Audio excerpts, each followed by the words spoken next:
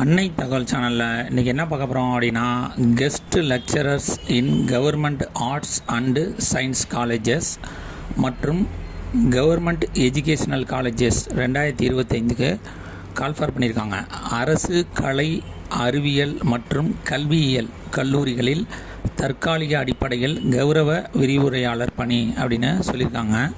தற்காலிகமாக பணியமர்த்தப்படும் கௌரவ விரிவுரையாளர்களுக்கு அந்த கல்வியாண்டுக்கு மற்றும் 11 மாதங்களுக்கு தற்காலிகமாக பணியமர்த்தப்படுவார்கள் என்றும் அவர்களுக்கு மாதாந்திர தொகுப்பூதியம் 25,000 மட்டும் வழங்கப்படும் என்றும் தெரிவிக்கப்பட வேண்டும் அப்படின்னு சொல்லியிருக்காங்க. வயது வரம்பு 1/7/2025 அன்று உச்சபட்ச வயது வரம்பு 57ஆக இருத்தல் வேண்டும். அதிகபட்சம் 57 வயசு இருக்கிறவங்களும் இதுக்கு விண்ணப்பிக்கலாம் அப்படின்னு சொல்லியிருக்காங்க. எஜுகேஷனல் குவாலிஃபிகேஷன் என்ன எதிர்பார்க்குறாங்க அப்படின்னா, குறைந்தபட்ச கல்வி தகுதி முதுநிலை பட்டத்தில் குறைந்தபட்ச மதிப்பெண் 55 பெற்றிருக்க வேண்டும். ஆதி திராவிட பழங்குடியினர், பிற்படுத்தப்பட்டோர், மிகவும் பிற்படுத்தப்பட்டோர், மாற்றுத்திறனாளி பிரிவினர் ஆகியோர் 50% மதிப்பெண் பெற்றிருந்தாலே போதுமானது அப்படின்னு சொல்லியிருக்காங்க. இதோட பிஹெச்டி முடிச்சிருக்கணும். அப்படி இல்லை அப்படின்னா நெட்டு, ஸ்லெட்டு, செட்டு ஏதேனும் ஒரு தகுதியை பெற்றிருத்தல் அவசியம் அப்படின்னு சொல்லியிருக்காங்க. ஆன்லைனில் விண்ணப்பதாரர்களுக்கு ஒரு மண்டலத்துக்கு ரீஜன் வைஸ் மட்டுமே விண்ணப்பித்தல் வேண்டும். ஒரு மண்டலத்துக்குட்பட்ட 3 மாவட்டங்களை விருப்பப்படி வரிசைப்படுத்தலாம். ஒன்றிற்கு மேற்பட்ட விண்ணப்பங்கள் ஒருவரிடமிருந்து பெறப்பட்டால் முதலாவதாக பதிவேற்றம் செய்யப்பட்ட விண்ணப்பம் மட்டுமே ஏற்றுக்கொள்ளப்படும் அப்படின்னு சொல்லியிருக்காங்க.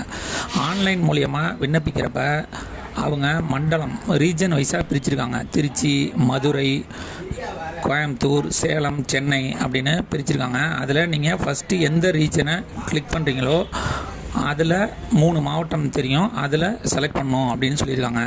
இன்கேஸ் நீங்கள் 2 ரீஜனுக்கு அப்ளை பண்ணீங்க அப்படின்னா அந்த 2 ரீஜனில் ஃபஸ்ட்டு ரீஜன் எதுக்கு அப்ளை பண்ணீங்களோ அதை தான் கன்சிடர் பண்ணுவோம். செகண்டாக செலக்ட் பண்ணதை ரிஜெக்ட் பண்ணிடுவோம் அப்படின்னு சொல்லியிருக்காங்க. கௌரவ விரிவுரையாளர்கள் தங்களின் கல்வி தகுதியின் அடிப்படையில் கீழ்கண்டவாறு கல்வியில் மதிப்பீடு 85 மதிப்பெண்கள் மற்றும் நேர்முக தேர்வு மூலம் 15 மதிப்பெண்கள் ஆகியவற்றிற்கு அதிகபட்ச மொத்த மதிப்பெண் 100 அடிப்படையில் தேர்வு செய்யப்படுபவர்கள். மேலும் அரசின் வழக்கமான இடஒதுக்கீட்டு முறையை பின்பற்றப்படும் அப்படின்னு சொல்லியிருக்காங்க.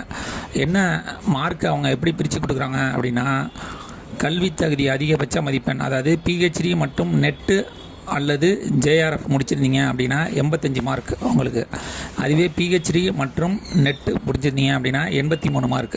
பிஹெச்டி மற்றும் செட்டு அல்லது ஸ்லெட்டு முடிச்சிருந்தீங்கன்னா 81 மதிப்பெண்.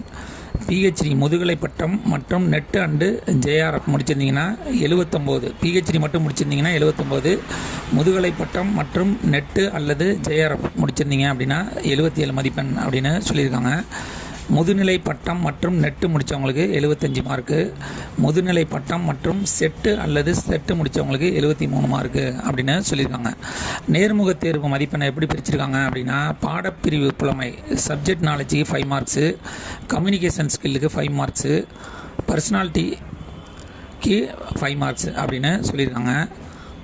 மெத்தட் ஆஃப் செலெக்ஷன் எப்படி தேர்ந்தெடுக்கிறாங்க அப்படின்னா, ஆன்லைன் மூலியமாக விண்ணப்பிக்கிறவங்களுக்கு ஃபஸ்ட்டு அகாடமிக் குவாலிஃபிகேஷன் மூலியமாக தேர்ந்தெடுப்போம் அப்படின்னு சொல்லியிருக்காங்க. செகண்டு டைரக்ட் இன்டர்வியூ மூலியமாக செலக்ட் பண்ணுவோம் அப்படின்னு சொல்லியிருக்காங்க. ஆன்லைன் மூலியமாக விண்ணப்பிக்கிறப்ப ஆன்லைன் எக்ஸாமினேஷன் ஃபீஸு SC/ST பிரிவினராக இருந்தாங்க அப்படிங்கன்னா அவங்களுக்கு 100 ரூபா ஆன்லைன் ஃபீஸு. அதர் கேண்டிடேட்டாக இருந்தாங்க அப்படின்னா 200 ரூபா அப்படின்னு சொல்லியிருக்காங்க. விண்ணப்பிக்க கடைசி நாள் 8/10/2025 மாலை 5 மணி அப்படின்னு சொல்லியிருக்காங்க. டிஸ்கிரிப்ஷனில் லிங்க் கொடுத்துருங்க. விண்ணப்பித்து வெற்றி பெற்று பணியில் சேருக. நன்றி, வணக்கம்.